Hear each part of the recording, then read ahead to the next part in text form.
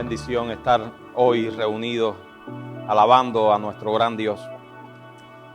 La operación AUCA fue una tentativa de contacto de 5 misioneros evangélicos estadounidenses con los indígenas Waorani en la selva del Ecuador.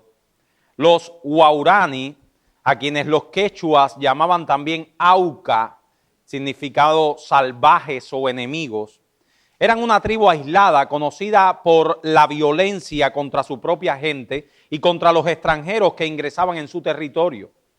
Con la intención de ser los primeros protestantes en evangelizar a los Waorani, los misioneros empezaron a hacer vuelos regulares sobre sus asentamientos en septiembre del año 1955. Ellos, con la intención primero de ganarse su confianza, soltaban pequeños regalos como cazuelas y botones desde el aire. Tras varios meses, durante los cuales intercambiaron regalos, el 2 de enero de 1956, los misioneros construyeron un campamento en el río Curaray, al que llamaron, por cierto, Palm Beach, eran misioneros americanos, a unas pocas millas de los asentamientos Waorani. Sin embargo, su obra evangelizadora terminó bruscamente el 8 de enero de 1956, 6 días después, cuando los 5 misioneros, Jim Elliot, Nate Saint, Ed McCauley, Peter Fleming y Roger Youderian fueron atacados y asesinados por un grupo de guerreros Waorani. Para los misioneros, el 8 de enero simplemente era un día normal que ellos esperaban. Confiaban en que un grupo más numeroso de Waoranis llegaran más tarde, aunque solo fuera con la intención de volar en el avión. Ellos pensaron que los Waoranis verían el avión y se quedarían impresionados por él y se acercarían por eso. Saint, uno de los misioneros, realizó varios vuelos sobre los asentamientos Waorani y en la mañana del 8 de enero avistó un grupo de hombres de la tribu desplazándose hacia Palm Beach. Emocionado, se lo dijo a sus amigos, a sus otros colegas, y a las 12:30 comunicó por radio la novedad a su esposa, prometiendo contactar de nuevo a las 16:30. Los Waoranis llegaron a Palm Beach alrededor de las 15 horas, alrededor de las 3 de la tarde, y con la intención de dividir a los extranjeros antes de atacarlos, enviaron 3 mujeres al otro lado del río. Una de ellas, conocida como Dawa, se quedó oculta en la selva, pero las otras 2 se mostraron a los misioneros. 2 de los misioneros fueron nadando por el río para buscarlas, pero fueron atacados por la espalda. El primer misionero en morir fue Jim Elliot. Fue lanceado. Él sacó una pistola, pero no hizo ningún disparo contra sus atacantes. El otro misionero en el río, Fleming, antes de ser lanceado, reiteró desesperadamente sus ofertas amistosas y les preguntó en inglés a los Waoranis, ¿por qué nos están asesinando? Mientras tanto, los restantes de guerreros Waorani, liderados por uno que se llamaba Yiquita, atacaron a los 3 misioneros que permanecían en la playa, alanceando primero a Saint y después a McCauley cuando intentó detenerlos. Youderian fue el último que murió. Él corrió hacia el avión pretendiendo usar la radio, pero fue asesinado con una lanza cuando alcanzaba el micrófono. Los Waorani lanzaron los cadáveres y las pertenencias de los misioneros americanos al río y destrozaron la tela de la aeronave totalmente por dentro. Posteriormente regresaron a su pueblo y, anticipando una posible venganza, los quemaron por completo y huyeron a la selva. Jim Elliot escribiría unos días antes de su muerte: no es un necio el que entrega lo que no puede guardar para ganar lo que no puede perder. Los creyentes en Cristo a menudo nos encontramos atrapados en una emboscada militar. Una emboscada muy similar a esta. Una emboscada donde se nos lanzan lanzas que van directo a derrocarnos. El diablo El mundo nos lanza sus lanzas mortíferas cada día con el objetivo de destrozar nuestra misión y de destrozar nuestra fe, que al final es la gloria de Dios. Cada día que nos sumergimos más en la jungla de este mundo, las flechas de fuego de las tentaciones de Satanás son lanzadas desde todas direcciones. Sumergidas en el veneno mortal del engaño del diablo, esas lanzas tienen como objetivo, mis hermanos, derrocarnos y no dejar en nosotros nada que tenga vida espiritual. Estamos bajo el ataque constante de flechas potencialmente mortales. Jesús también se enfrentó con esas flechas venenosas del maligno. Así que este sermón yo lo he titulado En el fuego cruzado, la segunda tentación. Nosotros vimos que la primera tentación el domingo anterior. Hoy veremos la segunda tentación, a la que le hemos llamado el fuego cruzado. Vayamos a Mateo capítulo 4, versos 1 al 11, es nuestro texto de hace ya alrededor de 4 domingos, pero les pido que solo leamos los versos 5 al 6, que es la segunda tentación.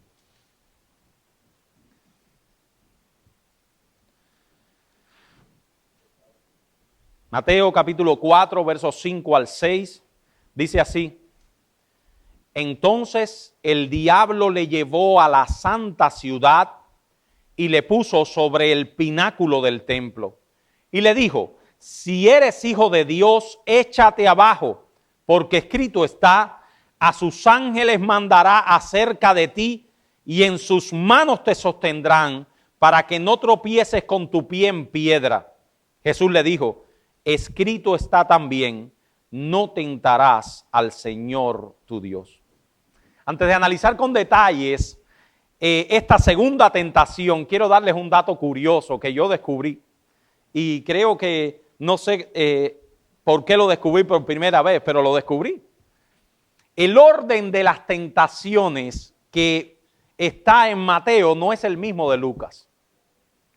El orden de las tentaciones en el Evangelio de Mateo, la primera tentación es la tentación de las piedras convirtiéndose en pan, esa tentación del diablo, donde Jesús le dice: no solo de pan vivir el hombre, sino de toda palabra que sale de la boca de Dios, que la vimos el domingo anterior.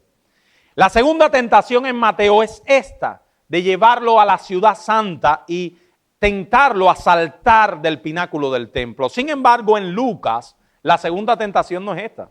La segunda tentación es la tentación de mostrarle todos los reinos del mundo y para ganar la adoración de Cristo. Esto sería la tercera tentación en el Evangelio de Lucas, mientras es la segunda en la narración de Mateo. La razón por la que uno de los dos evangelistas invirtió el orden, como es obvio y ustedes sabrán, yo no la sé. Yo no tengo ni idea de por qué uno de los evangelistas invirtió el orden. Dicen los que saben, los teólogos, que tal vez Mateo no las organizó de forma cronológica, y a mí me parece que es verdad. Ahora les voy a decir por qué. Es muy sencilla la razón. Cronológicamente no debió Jesús ir a esta segunda tentación. Esta no debió haber sido la segunda tentación cronológica. ¿Por qué? Sí, es sencillo de saberlo.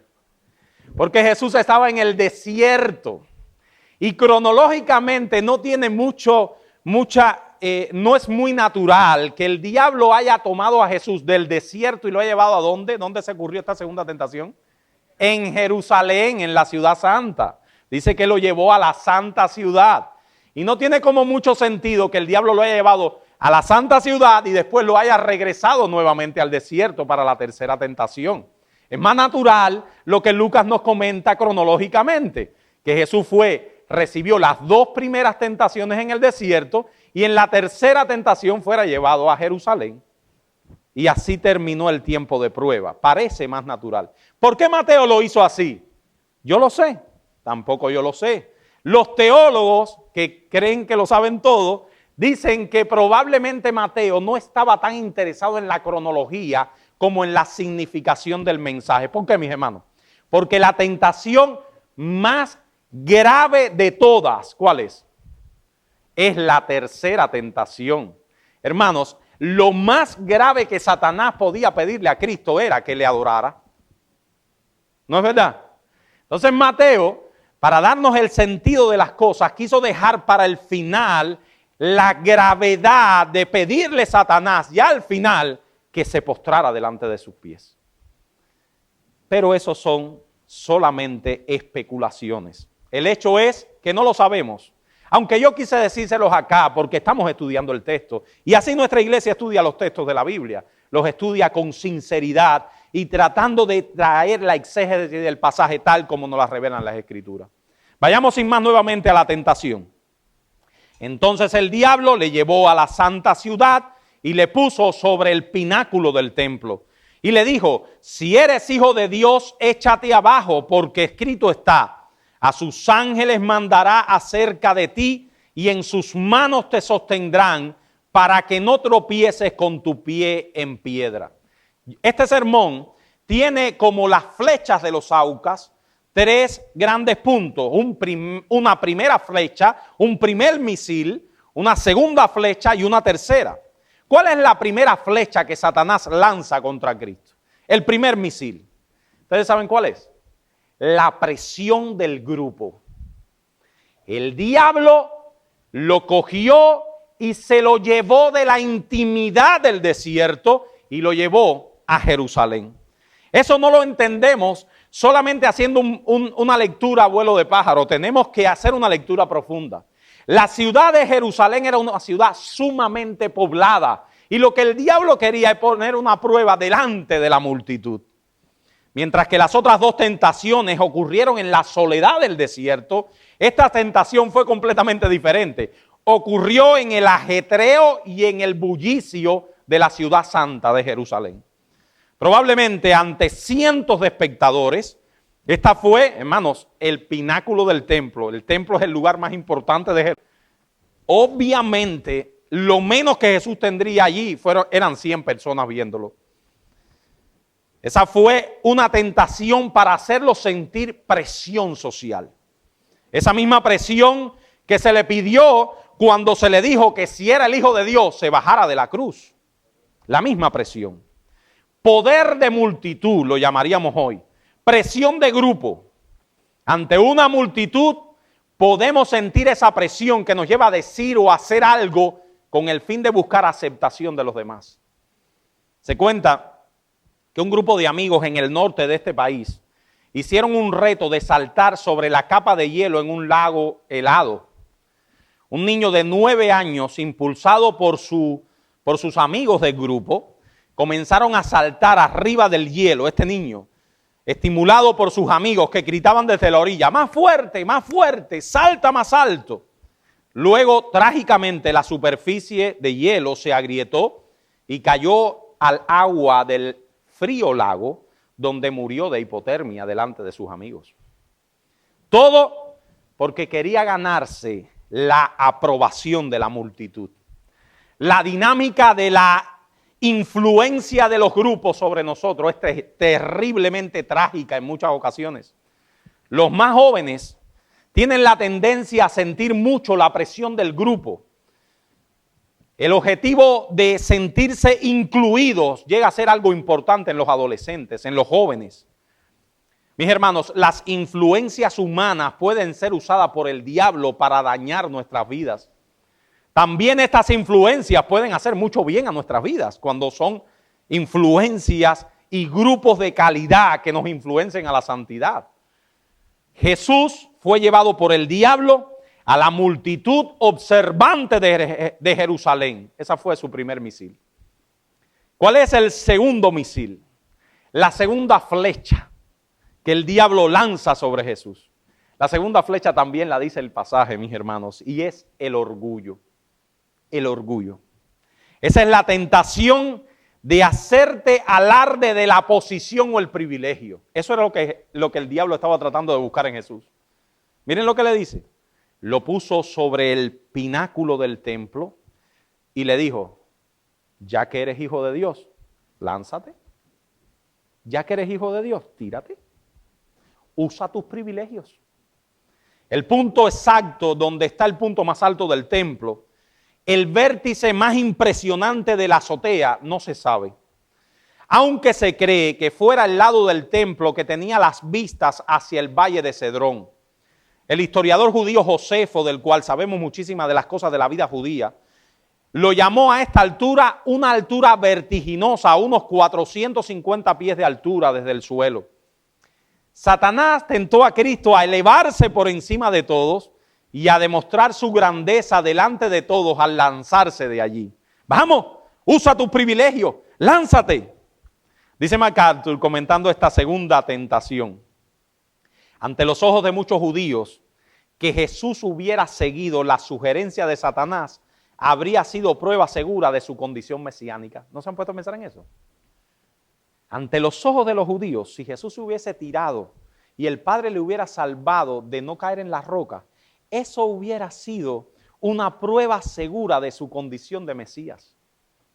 El sensacionalismo siempre ha apelado a la carne y mucha gente está dispuesta a creer casi a cualquier persona mientras estén acompañados de sucesos fantásticos. Jesús advirtió que los falsos maestros acompañarán sus mensajes con grandes prodigios y señales, de tal manera que ¿qué pasará? Que engañarán, si fuera posible, aún a los elegidos. Mateo 24:24. Pero Jesús no sucumbió a la idea tentadora y luminosa de demostrar su poder. Hermanos, creer que estamos en las alturas es intoxicante. Esta segunda tentación es un viaje embriagador a ponerse en el peldaño más alto. En el reino de Dios, sin embargo, la dinámica es diferente. Cuanto más alto te sientas, ¿qué pasa? Más bajo estás. Cuanto más pequeño te sientas, más alto estás. Una demanda imposible para nuestra carne. Les digo cuál es el texto más difícil de cumplir para nosotros. Miren si no es verdad. Filipenses capítulo 2, versículos 3 al 8. No busque un mandamiento más difícil de cumplir que ese. No lo busque, que no lo hay. El mandamiento más difícil para cumplir, porque nuestra carne grita y se rebela contra él, es este que está en Filipenses capítulo 2, versículos 3 al 8. Miren lo que dice. Nada hagáis por contienda o por vanagloria, antes bien con humildad, estimando cada uno a los demás como superiores a él mismo. Hermano, no hay cosa más difícil que esa. No mirando cada uno por lo suyo propio, sino cada cual también por lo de los otros. Haya pues en vosotros este sentir que hubo también en Cristo Jesús, el cual, siendo en forma de Dios, o sea, teniendo el morfo de Dios, no estimó el ser igual a Dios como cosa que aferrarse, sino que se despojó a sí mismo, tomando forma de siervo, hecho semejante a los hombres, y estando en la condición de hombre, se humilló a sí mismo, haciéndose obediente hasta la muerte y muerte de cruz. Un mandamiento imposible de cumplir para nuestra carne. Camuflado bajo un manto de religiosidad, esta tentación de Satanás fue un intento de perder de vista su humilde misión en la tierra. Esta tentación de elevarnos por encima de los demás, de alzar las narices demasiado altas, oh, qué terrible el pecado que cometió el hermano, porque siempre el pecado que comete el hermano es terrible. Oh, qué mal el comportamiento de sus hijos. Oh, qué mal los cría. Oh, qué bueno que yo no soy así. Oh, cómo estoy progresando. Oh, me deberían reconocer más en la iglesia. La tentación de pensar que estamos por encima de los demás. La tentación de subirme a la cima, pues yo estoy por encima de ellos. El puritano Thomas Watson nos advirtió de esta terrible tentación religiosa, porque fíjense, mis hermanos, que la tentación es religiosa. Aquí ninguna de estas aseveraciones que le hizo el diablo fue, No, rebélate contra Dios. No, no, no, no. Ya que tú eres hijo de Dios, ya que tú eres el hijo de Dios, vamos, el Padre te prometió que te lanzara. Tírate. Tírate y demuestra tu poder. Tírate y demuestra que tú eres el hijo de Dios. Y el diablo trae a nosotros eso mismo. Oh, tú eres un buen cristiano. Tú eres la última Coca-Cola que se perdió en el desierto. Oh, tus hijos son modelos. Tus hijos son modelos, no como los de aquel. Eso es que tú los criaste mejor. La tentación de pensar que somos algo en nosotros mismos. La tentación de subirme a la cima porque yo estoy por encima de ellos. Thomas Watson dijo, Satanás tienta a pecar con el pretexto de la religión. Él es más para ser temido cuando se presenta como ángel de luz. Él vino a Cristo con la escritura en su boca. El diablo ceba el anzuelo con la religión. Por eso Pablo le dice a Timoteo que una de las cualificaciones que debe tener alguien que aspira al ministerio es que no sea, ¿qué? Un neófito, un nuevo convertido, un niño en la fe. ¿Por qué? Porque el puesto de pastor puede traerte envanecimiento de tal manera que caigas en la condenación del diablo. En esta semana mi esposa me comentaba que ella estuvo tratando de predicar a una señora que se encontró en un lugar. Y a lo que ella quedó atónita fue cuando la mujer, porque ella estaba diciéndole que la señora estaba diciendo que no había ninguna iglesia que le pegara. Porque cada vez que hubo una iglesia y pasaba una semana se daba cuenta del churrero que tenemos nosotros. Se daba cuenta que esto es un hospital. Y entonces la señora decía, no hay iglesia. Y de eso, y por cierto, yo fui a la tuya también. Yo no me acuerdo de esa señora, hace muchos años. Le digo, por cierto, yo fui a la tuya. Y había un señor ahí hablando de cómo usar apropiadamente el dinero. Ya eso no me gustó. Me acuerdo que fue nuestro hermano Álvarez. Esa señora fue cuando Álvarez estaba dando aquella serie. Y mi esposa le dijo, no sigas buscando, no hay iglesia que te vaya a acomodar. No sigas. Sí, tiene que haberla, yo la tengo que encontrar. Y mi esposa le decía, es que nosotros todos estamos luchando contra muchos pecados. Y la señora le dijo, yo no lucho con ningún pecado. Le dijo, ya se acabó nuestra conversación, no hay nada más que hablar. Buena, hasta luego. Encantada de conocerte. No hay nada más que hablar. Con el orgullo de esa manera no hay nada más que hablar. Hay que esperar que llegue el diablo y te dé sus trastazos para que veas que tú eres otro más chapoleteando en el mismo farmo. Quiero recomendarle, en especial a nuestros jóvenes, quiero recomendarles el libro de C.S., lo voy a decir en español porque yo sé, Lewis se dice en inglés, pero C.S. Lewis, ese libro que a mí me atrapa cada vez que lo leo. Esta semana estuve leyéndolo y lo terminé de leer completo y mano, yo tengo que recomendárselo. El libro se titula Cartas del Diablo a su sobrino. Cómprenlo, léanselo, eso vale $3 en Amazon. Cartas del Diablo a su sobrino. Este es un libro que está escrito de forma magistral por Lewis, en forma de cartas del diablo a su sobrino, que es un demonio, ¿verdad? Un demonio. En relación de cómo hacer caer y tropezar a un creyente, al que el diablo le llama en las cartas, ¿cómo? ¿Cómo le llama el diablo al creyente? El diablo le llama el paciente, el paciente. Todas las cartas son los capítulos del libro. Comienzan diciendo, mi querido Orugario. Orugario es como el sobrino del diablo, por ponerle un nombre. Y terminan siempre de tu cariñoso tío Escrutopo, que ese sería el diablo.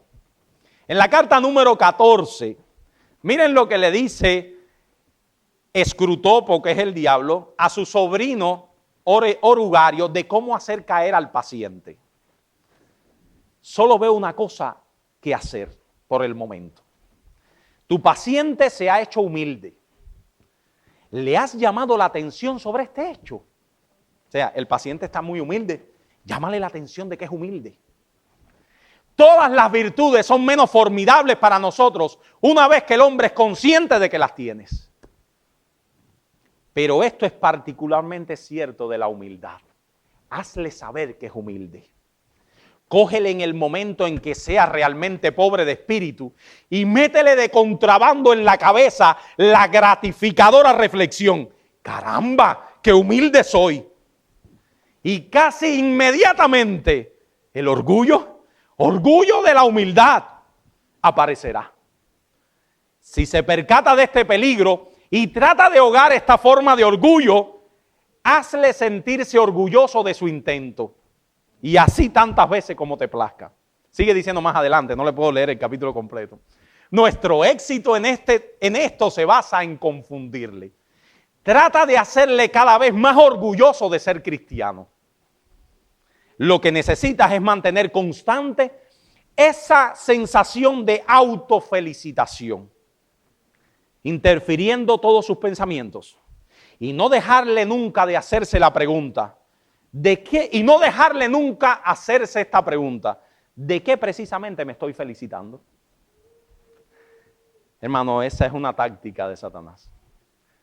Tú pasas por al lado de un prostíbulo, pasas por al lado de tu hermano, pasas por al lado del otro pecador y dices, qué bien me va, qué cristiano soy.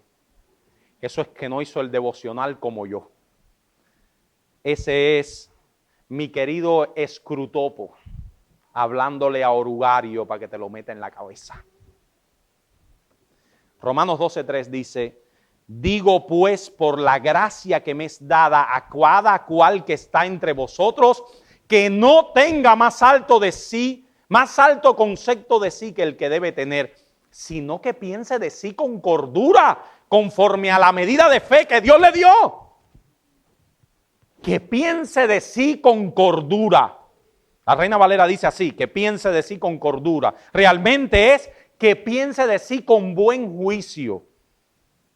Pensar que somos algo, que hemos logrado cosas en nuestras vidas espirituales por nosotros mismos y por tanto pensar que merecemos algo o que somos mejores que otros, es lo que dice Pablo, actuar y pensar fuera de juicio.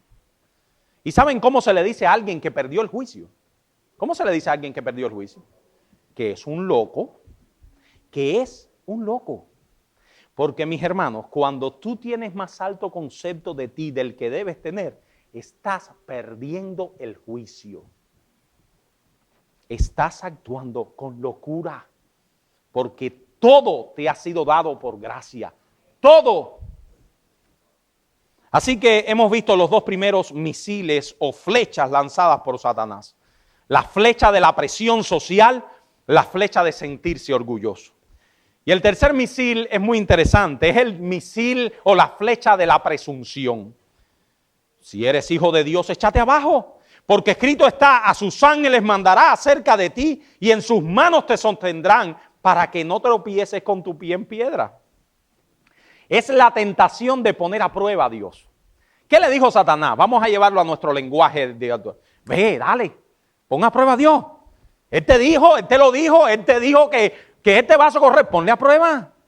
Es la tentación de coquetear innecesariamente con el peligro. Es la tentación de forzar la mano de Dios. Ya que eres hijo de Dios, ponle a prueba. O sea, tú eres la segunda persona de la Trinidad, tú compartes la naturaleza divina. El Padre nunca te dejará caer en la piedra. Ponlo a prueba, pruébalo. Jesús en la primera tentación, la que vimos el domingo pasado, le demostró a Satanás su completa dependencia con el Padre. Él le dijo, no solo de pan vivir el hombre, sino de toda palabra que sale de la boca de Dios. Eso demuestra su dependencia con el Padre. Entonces en esta tentación Satanás contraatacó con lo mismo que Jesús le había dicho. Ah, ¿tú dependes de Dios? Pruébalo, salta. Tú dices que tú dependes de Dios, salta. Demuestra tu confianza en la protección de Dios, salta. Tienes privilegios, úsalos. Si Dios es real, no te pasará nada. Arriésgate y salta, Dios te atrapará. Demuestra tu relación íntima con Dios. Vamos, ponlo a prueba. Jesús ya le había dicho, escrito está. Entonces ahora Satanás adopta el mismo enfoque. ¿Quieres escrito está? Pues escrito está que te puedes tirar de acá y Él te sostendrá. Ponlo a prueba. Mis hermanos, la Biblia es usada y torcida por Satanás para engañar y tentar. La Biblia es usada y torcida por Satanás para engañar y tentar. Ahí está la gravedad de este enemigo nuestro. Acá les pongo un ejemplo de hace exactamente 24 horas. Para los hermanos que no lo sepan, en Cuba se está tratando de cambiar la Constitución de la República. Todavía. Pero empezó con mayor intensidad hace 1 o 2 días atrás. Para que en su artículo sobre la familia no diga más que el matrimonio es entre un hombre y una mujer, como dice actualmente, sino que diga que es entre 2 personas. Para abrir así un espacio para el matrimonio gay. El gobierno cubano hace esto pues siendo presionado por la agenda globalista, una agenda que quiere destruir la iglesia, destruir la familia y destruir todo lo que huela a Dios, todo lo que huela a Dios. Miren lo que publicó el Ministerio de Salud Pública de Cuba ayer para dar argumento a los cristianos que deberían apoyar ese cambio. El Ministerio de Salud Pública dice, número 1, las Sagradas Escrituras contienen pasajes que condenan el adulterio, el incesto u otras prácticas asumidas por personas heterosexuales, sin que por eso se catalogue de inmoral la heterosexualidad. Número 2, el pecado no es ser homosexual, no se elige la orientación sexual. En cambio, el pecado, si es producto de una decisión, es un acto premeditado de la voluntad y por tanto entraña consecuencias éticas. Sobre los derechos sexuales y un Dios de amor y aceptación estarán reflexionando los panelistas invitados en la mesa redonda de hoy. No deje de verlo. Ministerio de Salud Pública de Cuba. Les pregunto, mis hermanos, ¿no es esto acaso Satanás usando la Biblia para confundir? ¿Dios condena el incesto? Sí lo condena, hermano César habló en la clase de hoy. ¿Dios condena el adulterio? Sí lo condena. ¿Dios condena la fornicación? Sí la condena. Sin embargo, ¿Dios condena la homosexualidad? Sí la condena. Sí la condena. Romanos capítulo 1, 24 al 25 dice, por lo cual también Dios los entregó a la inmundicia en las concupiscencias de sus corazones, de modo que deshonraron entre sí sus propios cuerpos, ya que cambiaron la verdad de Dios por la mentira, honrando y dando culto a las criaturas antes que al Creador, el cual es bendito por los siglos. Amén. Por esto Dios los entregó a pasiones vergonzosas, pues aún sus mujeres, cambiando el uso natural por el que es contra naturaleza, y de igual modo también los hombres, dejando el uso natural de la mujer, se encendieron en su lascivia unos con otros, cometiendo hechos vergonzosos, hombres con hombres, y recibiendo en sí mismos la retribución debida a su extravío. El diablo es un maestro de la manipulación. Y eso mismo usó con Jesús. ¿Qué texto usó el diablo para que Jesús se tirara del pináculo? Él no le dijo, vamos, Dios es bueno, este vaso corriendo. No, él usó un texto de la Escritura. El Salmo 91, en los versos 11 al 12, fue el texto usado por el diablo. Pero yo quiero que ustedes vean cómo Satanás usa el texto y lo usa mal. Pero cómo estamos en una generación que no analiza la Biblia, que los textos los saca de su contexto y las exégesis las obvia, entonces cualquier invento o charranada no las creemos. ¿Qué dice el Salmo 91, 11 al 12? Si vamos al texto original usado por el diablo, el texto dice, pues a sus ángeles mandará acerca de ti que te guarden en todos tus caminos, en las manos te llevarán para que tu pie no tropiece en piedra. Satanás le dice a Cristo, vamos, ¿tú confías en esa promesa? Salta y verás a Dios obrar. El problema está, mis hermanos, en que Satanás usa siempre una mala exégesis del pasaje. Por eso puede hacer tanto daño los malos maestros en las iglesias. una interpretación torcida de un pasaje hace mucho daño al evangelio. ¿Satanás le citó exactamente el Salmo 91? No. Satanás obvió un pedazo del Salmo 91. Satanás le dijo: a sus ángeles mandará acerca de ti, y en sus manos te sostendrán, para que no tropieces con tu pie en piedra. El Salmo 91 dice: pues a sus ángeles mandará acerca de ti, ¿qué? Que te guarden en todos tus caminos. Esa frase se le olvidó a Satanás. Satanás obvió la frase: que te guarden en todos tus caminos. O sea, que Dios promete protegernos en todos los caminos de Dios. Lea el Salmo para que vea entero. O sea, que Dios promete protegernos en la voluntad de Dios. Eso es lo que enseña el Salmo. ¿Qué significa entonces esa promesa? Esa promesa no es un cheque en blanco que dice: no importa lo que hagas, Dios te librará. Eso no es lo que dice la promesa. Más bien es: Dios promete preservar al piadoso dentro de su voluntad revelada. Dice Steve Lawson: la obediencia a la voluntad revelada es la esfera de la protección divina. Y ahora le voy a llevar esto al lenguaje cotidiano, no se asusten. Y dice MacArthur comentando el texto: oigan esto, mis hermanos. A menudo aquellos que voluntariamente se meten en el camino del peligro y la tentación terminan culpando a Dios cuando la insensatez que han tenido produce algún daño. Cuando Dios confrontó a Adán porque éste comió del fruto prohibido, la respuesta de Adán, ¿cuál fue?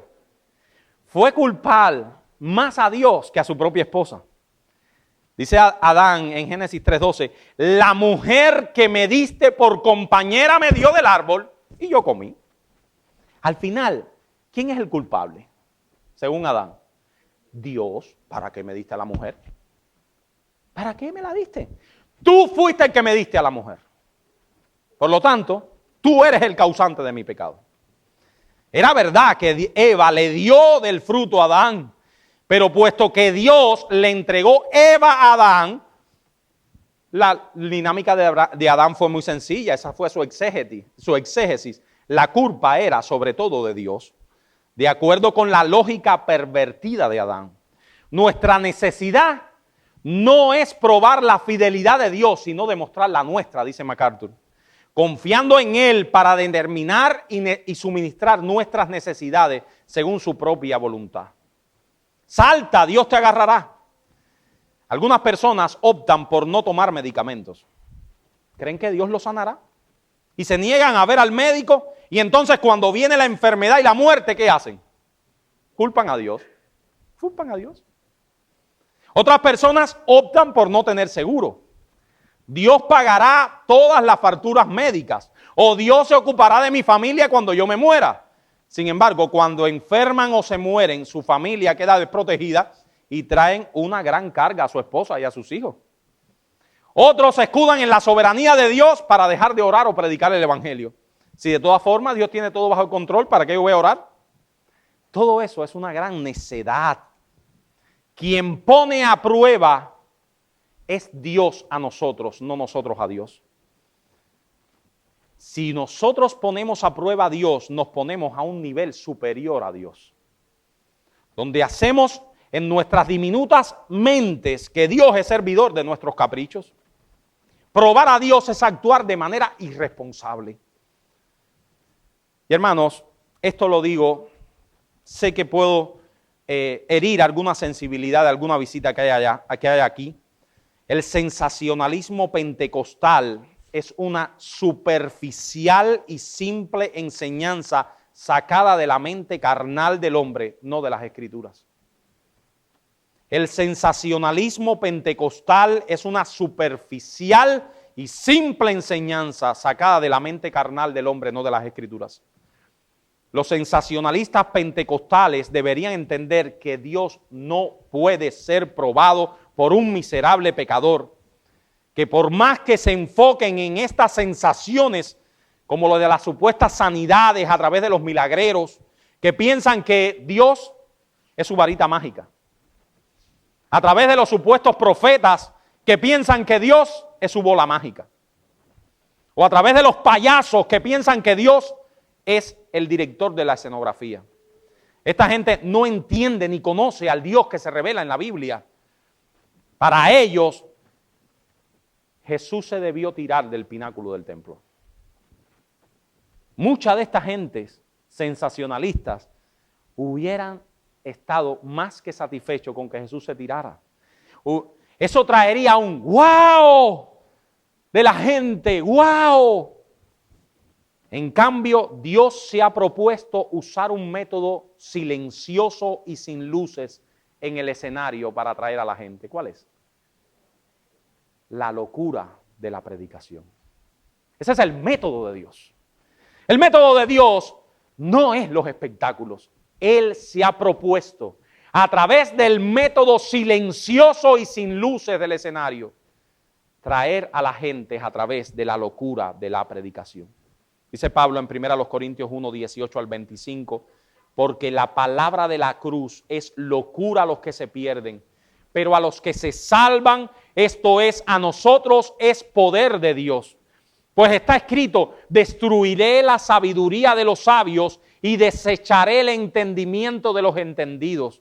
¿Dónde está el sabio? ¿Dónde está el escriba? ¿Dónde está el disputador de este siglo? No ha enloquecido Dios la sabiduría del mundo, pues ya que en la sabiduría de Dios el mundo no conoció a Dios mediante la sabiduría, agradó a Dios salvar a los creyentes por la locura de la predicación.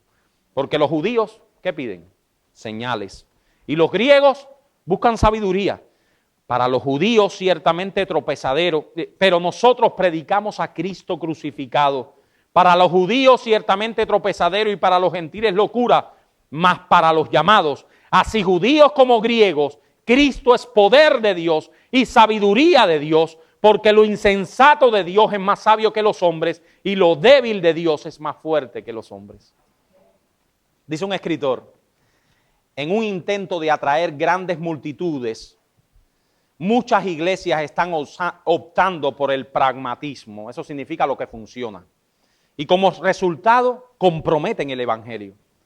Pero lo que era cierto en los días de Jesús, también lo es hoy en los nuestros. Solo a través del sencillo evangelio del arrepentimiento y la fe se producirán discípulos genuinos y duraderos. Veamos en último lugar, hermanos, la respuesta de Jesús ante las flechas del maligno. Jesús le dijo, escrito está también, no tentarás al Señor tu Dios.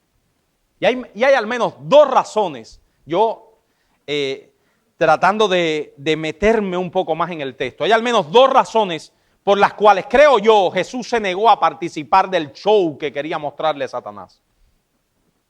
En primer lugar, cualquier sensacionalismo inevitablemente es frustrado por la ley de los rendimientos decrecientes, así le llaman MacArthur. Ahora se lo explico, miren qué interesante esta idea de MacArthur, a mí me encantó. ¿Qué cosa es la ley de los rendimientos decrecientes?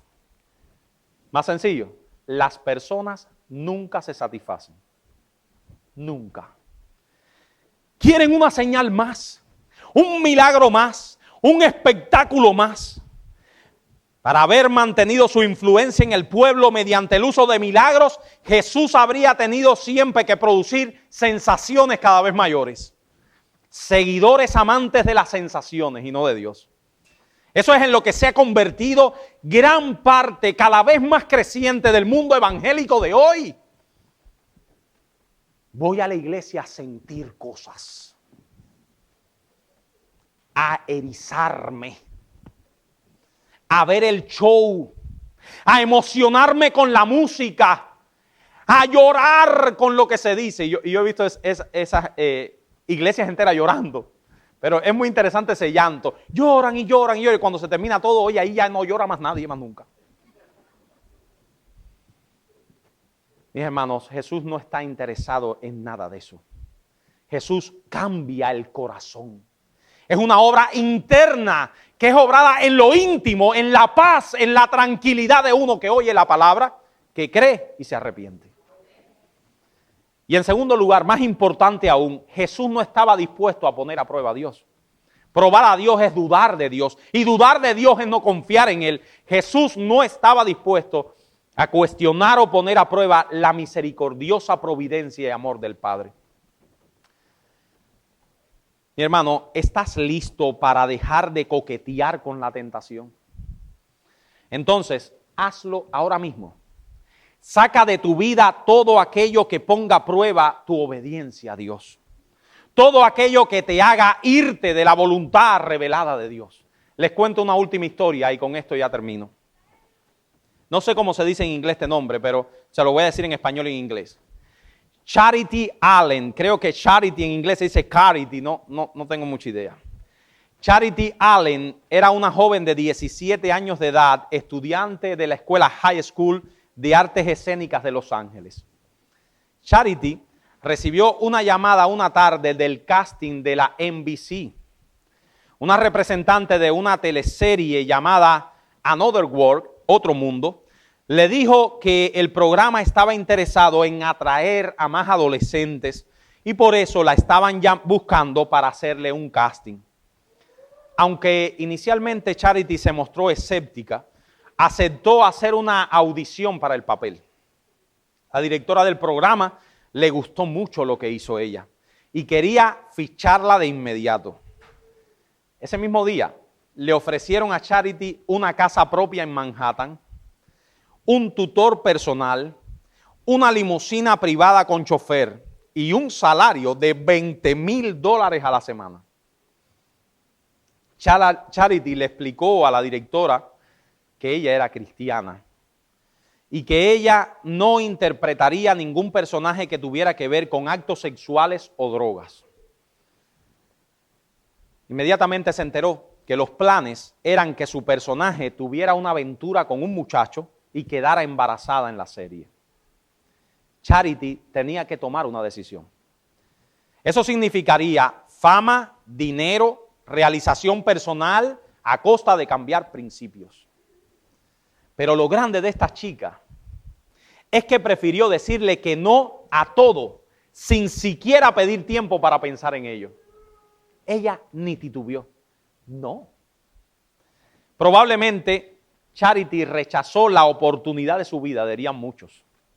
Sin embargo, Charity dejó claro que su objetivo en la vida no era ser una fortuna, sino ser agradable a Dios. Charity dijo no a la tentación. Mi hermano, tú también puedes. Vamos a orar. Señor, nosotros te damos gracias por tu infinito amor y misericordia. Gracias por tu bondad, gracias por quien tú eres y lo que tú haces en nosotros. Señor, nosotros te rogamos que con valentía podamos decir no a cada tentación, podamos decir no a cada prueba del maligno, podamos decir no a cada uno que oferte algo que vaya en contra de tu palabra. Ayúdanos a glorificar tu nombre en nuestras vidas. Ayúdanos a tener coraje y valentía para profesar tu fe. Ayúdanos, Señor, a vivir para tu gloria y que el diablo nunca se lleve la victoria en nuestras vidas. Jesucristo brille a través de nosotros y su gloria se haga visible a través de cada uno de nuestros actos. En el nombre y por los méritos de Jesús. Amén.